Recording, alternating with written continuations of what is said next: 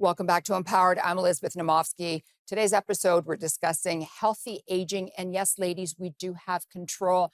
Dr. Brown, before we went to break, we were talking about sleep. We talk about sleep on this show a lot.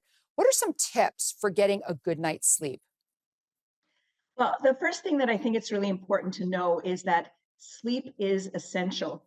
And it's not just the hours that you stay in bed, it's getting restful sleep so that you wake up feeling refreshed. This is important for heart health because your blood pressure drops when you're sleeping, and that's a normal nocturnal dip. It's important for brain health because your brain detoxifies during the night when you're sleeping.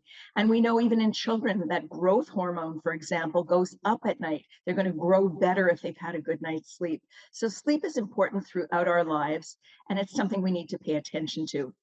One of the things that I've learned, and I've actually learned some of it from Adriana Huffington, who is this remarkable woman who ran the Huffington Post. She wrote a book on sleep after she passed out on her desk, fell, fractured her face when she was so overtired that she'd just been working nonstop.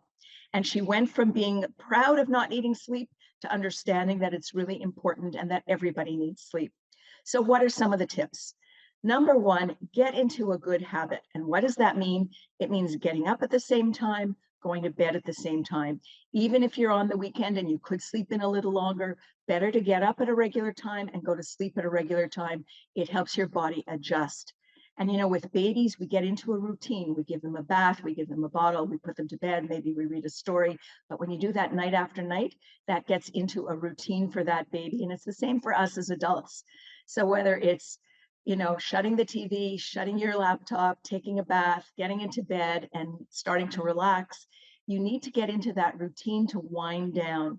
There's no point being in bed with your laptop on your abdomen, trying to get that last few minutes of work and then say, "Oh my God, it's already 11:30. I better go to sleep." Closing the laptop and expecting your brain to shut off doesn't work like that. So number one tip is get into a good habit, morning and night, getting up at the same time, going to bed at the same time, and having time to wind down. Number two is shut off all the electronics in your room. You don't need things buzzing and having light, and that blue light is stimulating. It's telling your brain to wake up instead of go to sleep. And we have that on alarm clocks. We have that when we plug in our phone. We have that on laptops. You want your room to be cool and dark and quiet. I think it's really important that most of the sleep experts say your room should be good for two things: sleeping and sex, not TV, not reading a very engrossing mystery novel where you're all wound up and then you say, "Oh no, I've got to go to bed." You really need that quiet, dark room that really is set aside for you to allow yourself the luxury of settling down. I used to talk about sleep when Game of Thrones was on TV, and I would say to people, "Don't watch Game of Thrones if you're trying to go to sleep because you'll be up half the night." And that was me because I stayed up and watched it, and then I would be walking around the house. The reality is if you're overstimulated, you're not going to sleep well. So getting into that good habit, not having caffeine, not having exercise at night, as much as we want you to exercise, don't do it after dinner or late at night because your endorphins are up and your body is stimulated. Stop drinking caffeine by noon. So don't have Diet Coke or coffee or anything that is a stimulant because some people are much more sensitive than others. And I think it's also really important to stop drinking after about 7 o'clock because women, particularly after menopause, have to get up to go to the bathroom. It disturbs your sleep. And if you're having a lot of liquids, if you're having that cup of tea before you go to bed, you're going to be up 2 hours later to go to the bathroom.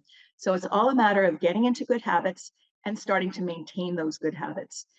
If that works for you, great. And that works for the majority of people. But if it doesn't, one of the things that doctors suggest is cognitive behavioral therapy for insomnia.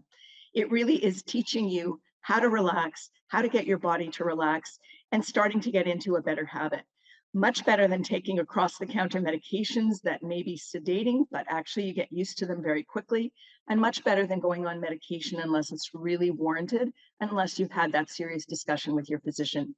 So CBT-I, cognitive behavioral therapy for insomnia, is well recommended. You can look it up online, you can follow the instructions. It really does work for a lot of people.